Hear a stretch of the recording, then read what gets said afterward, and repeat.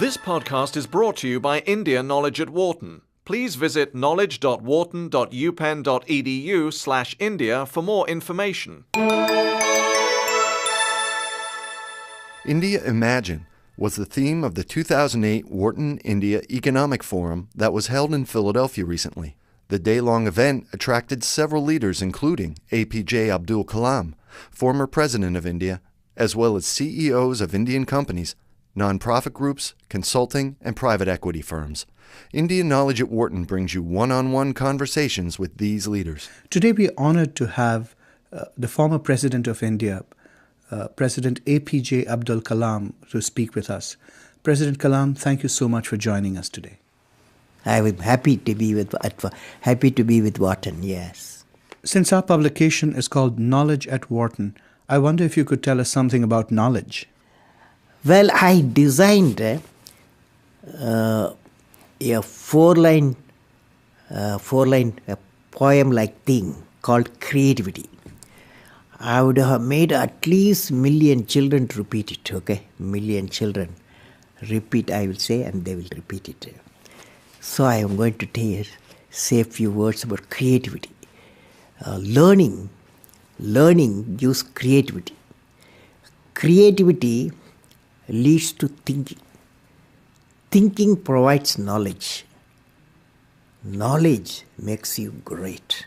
So I'm very happy. Wharton, you are thinking of knowledge at Wharton. It's a beautiful idea. My greetings to all of you. I wonder if you could start by talking about your past. You were born in Rameshwaram in 1931. What are the biggest differences you see between India as it was then and India today? Well, I have orbited around the sun 76 times. You know what it means? You're 76 years old. Correctly you said it. So, in that 76 period, I have seen, and when I was a young boy, the Second World War coming into an end. And then I saw the effect of war and injuries, healing. I saw India attaining the freedom 1915 when I was a schoolboy. I saw 1947. August 15, 1947, India achieving its freedom. It was a great, happy moment. I have seen the economic ascent phase in India in 1991, 92. Ascent phase started. Till then we had a lot of difficulties. I have worked with visionaries like Professor Vikram Sarabhai and Satish Dhawan, Dr. Brahm Prakash. I have seen a green revolution. I have seen white revolution, I have seen telecom revolution, and growth of ICT, that is information communication technology. And I was involved in India's space program. It is one of our most successful program in the country. And self-sufficiency in the strategic weaponry. You just spoke about your involvement with India's rocket program. In fact, I know that you were also very involved with India's missile program and that you earned the nickname the Missile Man of India. Could you please tell us about that experience and what were the main lessons you learned? Well, it is like this. I worked to Indian Space Research Organization for about 20 years. There only we achieved putting a satellite in the orbit, building a four-stage rocket system. Then I took up the integrated guided missile program with my team.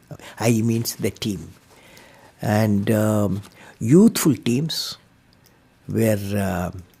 fortunately were my team members. And they have worked together. And we have great value addition because the youth power and the program, particularly such a strategic missile program, succeeded. And the most important area is human resource development. So the program are in safe hands now. I learned one of the important thing in these programs, both space program, missile program, we should know how to handle not only how to handle the success, how to handle the failures. Particularly you are in the management environment, Wharton. I want the young people to understand how to manage the failure. Because any task you do, you have to come across problem. Problem should not become the captain of the individual or the project chief. And the project chief should become the captain of the problems and defeat the problem and succeed. So this is what I have learned. You played a key role in India's nuclear program in 1998. Could you tell us a little bit about that? Well, the main lesson I learned was how multiple technical teams and multiple departments of government of India could work together with the industrial partnership. That is one unique thing. How many people many teams can work together, get things done as a national need. This is it's a big experience I gained. You are known to be a deeply spiritual person. Have you ever felt guilty or conflicted about developing nuclear weapons? Why or why not? I realized that for my country's development, peace is essential. Peace comes out of strength. Strength respects the strength. Peace, that is how weaponized missiles were born. So the only strength, you need minimum strength to keep the nation peaceful, and so that you can enter into the necessary developmental missions. That's how I look at it. How did you come to become India's president? What leadership qualities do you think are needed to lead a country that is so huge, so complex, and so chaotic?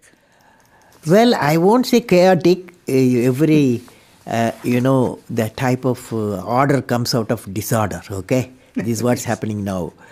I was elected as a president of India 2002-2007 through a well-structured election process. Now, the leader, not only to become the president, you need to give any political leadership or technological leadership. You have to have 6 traits one leader should have. And what are the 6 traits? Number 1, leader must have a vision. Without a vision, he will not be a leader, he or she. So leader must have a vision. The second one, leader must be able to travel into an unexplored path. Normally tendency to travel the, well laid out path. But the leader, he takes a path of untraveled path. Third thing, leader must know how to manage success, most importantly the failure. Any mission he does or she does, so he has to go through some failure. They should know how to manage the failures. Could you give us an example from your own experience about managing failure? Well, my own experience like this, 1973, I became the project director for satellite launch vehicle program, SLV-3. It is called, to put a Rohini satellite in the orbit by 1980. When the management structure I was given, money I was given, and then human power I was given, only they said by 1980, you must put the satellite in the orbit, making a rocket. So thousands of people worked for that, say a scientific technical team. So when the time came, 1979, I think it's in August, we launched, I was in the mission director, project director. I was the control center. I was the mission director. We handed over to the computer to do the process of checking the launch vehicle T minus 4 minutes and launch it. After 1 minute in the computer, checkered computer put a hold. For some reasons, they said a display was there. It said some component is not doing well, control component. My experts told me, I have always behind me 4 or 5 experts will be there. And they quickly calculated in computer. They told me, don't worry, there is a lot of reserve fuel is there. We will succeed. So I bypassed the computer.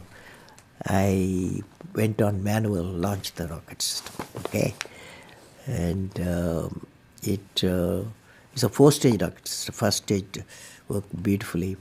As soon as the second stage separated, it got into trouble. Instead of satellite going the orbit, the whole rocket system went into Bay of Bengal. Okay, so it was a big failure. So that day, Indian Space Research Organization Chief, Professor Satish Dhawan, there's a press conference. 7 o'clock we launched. 7:45 there's a press conference. The whole world press is there in Sririkota at launch base. So I still remember the chairman of the organization, the leader of the organization, taking the press conference. I was by his side. He said, we have failed. First time we tried to attempted, and this failure really makes us to believe we have to give more technological support my team, and they worked very hard. Definitely in a year they will succeed. So I was a mission director, I was a project director. I am responsible for the failure. And he took the responsibility of failure as a chairman of the organization and the leader of the organization. Next year, 1980, July, we succeeded. The whole nation was jubilant. There was a press conference. Professor Satish Dhawan told me, you go and take the press conference. Okay? The message is, when the failure occurred, the leader of the organization owned the leader failure. When the success came, he gave to his team.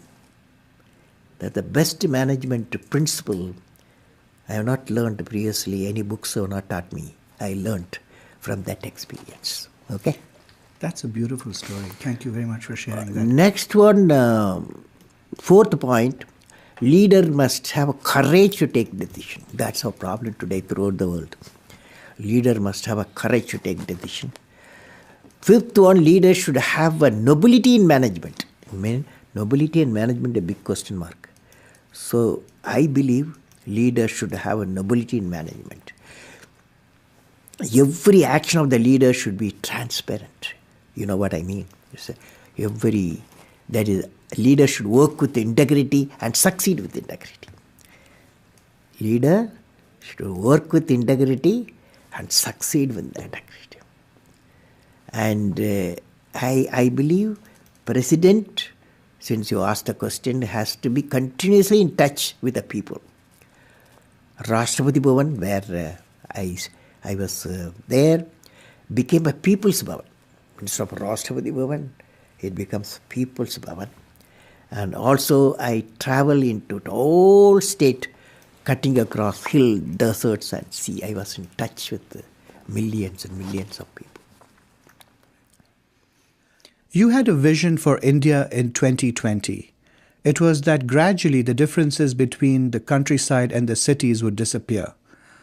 Could you please explain your concept of the Pura and how that leads to this transformation? I'm glad you have studied my website, and I have explained the Pura concept in the keynote address. I'm going to do it today. Briefly, Pura is about giving a cluster of villages physical, electronic and knowledge connectivity so that the economic connectivity can emerge. We planned about 7,000 Puras for the whole nations, and it called Hill Pura, Coastal Pura, and Plainpura. And this, we believe this system, the Pura system, will bring the economic connectivity. That means employment generation potential increases.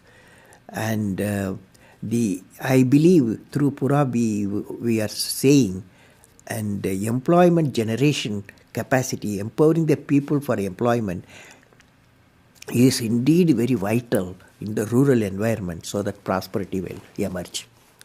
You have spoken about the need for India to become energy independent by the year 2030. How would that happen? Today all our fossil fuel dominating the energy sector throughout the world. The World Energy Forum predicts another 5 to 8 decades the fossil fuel will vanish because it is not renewable. So I have given to my country what is called energy independence. It's a three-dimensional approach. Number one, you go for solar power. Now solar power with solar cell efficiency today 15-20% is not economical.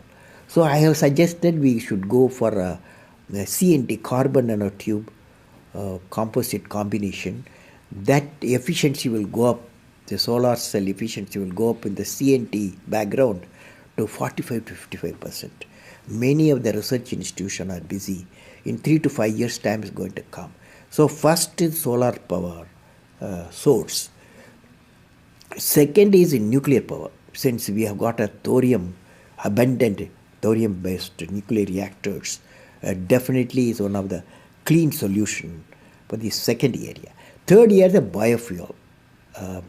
Biofuel, one is ethanol route, another is biodiesel, jetafar route. This combination, all the three, definitely will give a freedom from the fossil fuel, and also it going to have an environment, clean environment, because by fossil fuel the cars what you drive here in Wharton, what you drive in Philadelphia, what we drive in India, what we drive in New York, what we drive in London, all 30 billion tons of carbon dioxide we are pumping. So to come out of that, energy independence. Technology plays an important role in your vision for India's future. How do social grids help make India a developed country? So what I believe is called societal grid. Societal grid has got three grids. One is Pura grid, and the another is e-governance grid, another is health grid. The idea is that knowledge grid empowers the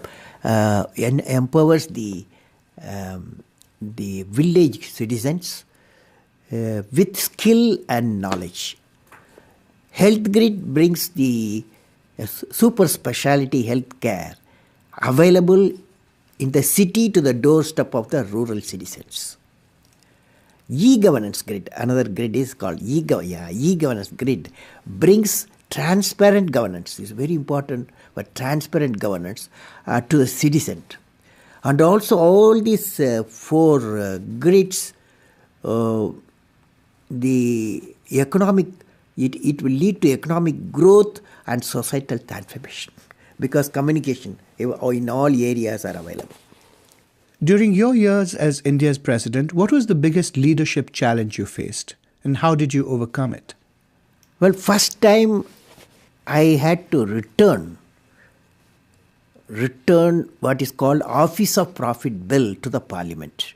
For the reason I felt that there was no transparent system of determining a post as an Office of Profit or not. So that is a major decision, because it's first time I happened to study that. I have to return it to the Parliament for reconsideration. It created its own dynamics in my country, but I felt I had done the right thing there. If you could rewind and replay the years of your presidency, is there anything that you would do differently? Is there anything that you would have liked to do that you weren't able to? Yeah, last year I came up with the idea after finishing my 4 years term, or 5th year term starting at that time, I felt I must completely power the Rashtrapati Bhavan with solar power. And for that, a big proposal also emerged. And but then it created a lot of environmental questions. Rashtrapati Bhavan is a very clean environment with a lot of trees, flowers, and biodiversity centers. So the environmental people, they raise a lot of questions. Before I answer, my term was over. So that's one of the requirements, that is Rashtrapati Bhavan should be a first home in the country electrified by solar power. One last question. You are a gifted poet. Could you please recite some lines of your favorite poem for us? I remember the favorite poem is The Vision. The Vision. I recited this poem in my parliament. So I will share with you. The poem goes like that. The name is The Vision. I climbed and climbed. Where is the peak, my lord? I climbed and climbed. Where is the peak, my lord? I plowed and plowed. Where is the knowledge treasure, my lord? I plowed and plowed. Where is the knowledge treasure, my lord? I sailed and sailed. Where is the island of peace, my lord? I sailed and sailed. Where is the island of peace, my lord? Almighty, bless my nation with vision and sweat resulting into happiness. Thank you very much. It's been an honor speaking with you. Thank you for all the beautiful questions. My greetings to Wharton. For more information, please visit knowledge.wharton.upenn.edu/India.